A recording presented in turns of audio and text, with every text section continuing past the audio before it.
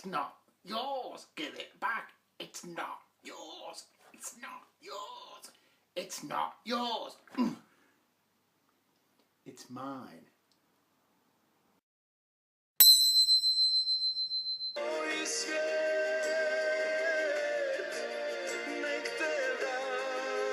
Poor, poor Montenegro. So often they've been saddled with opening the semi-final and then never ever getting through to the final itself. As I sit here now, spinning my world, they still haven't yet to make it into the Saturday night showdown for Eurovision. But this year, could it be about to change for them?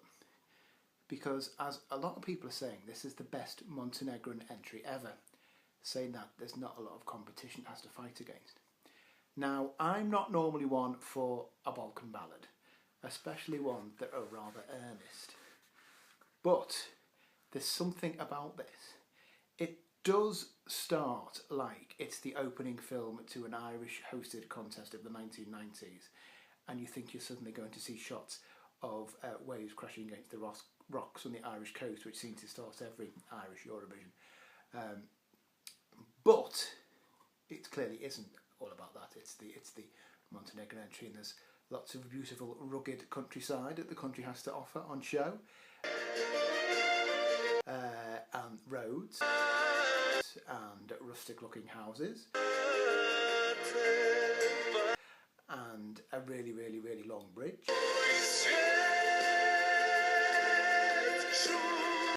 There's all that to be seen in the video, so Montenegro tourist board, you've dovetailed quite perfectly with the makers of this year's video for the Montenegrin entry. But the song itself, it sort of has that feel that the 2004 Serbia and Montenegro entry had, that obviously came second in the whole thing, in that it has that sort of ethnic-y, fluty intro, which most people you listen to think, ooh, isn't this boring? But there's something about it that sort of grabs you in. It's very rare, because I absolutely hated Lena Moya, that song. It still baffles me how it came second. I just think it's dullness personified. But even though this is from relatively the same stable, I can see its charm, and I can see how people are going to be taken in by it. Not taken in by it as that it's something wicked and evil and some sort of con, as in they will fall for its charms, I should say.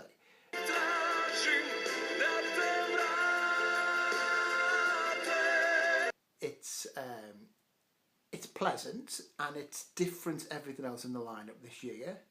I think it's going to get loads of Eastern votes, especially when you think like Croatia's not in it this year, Serbia's not in it this year. So countries where this type of music is something you'll hear on a regular basis, this is the song that's going to get them picking up the phones because it's their type of song. And also, if you're just a sucker for this sort of dramatic ballad, well, not dramatic, but sort of like folksy ballad, it's the one thing in the lineup that I think is going to float your boat as well. So I would say definitely in the final for the first time for Montenegro. This can only be a good thing. And once it's there, it could potentially make the top 10. I don't think it's a top 5 finisher.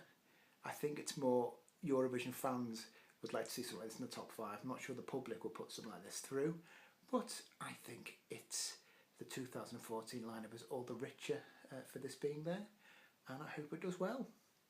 An 8, well, action.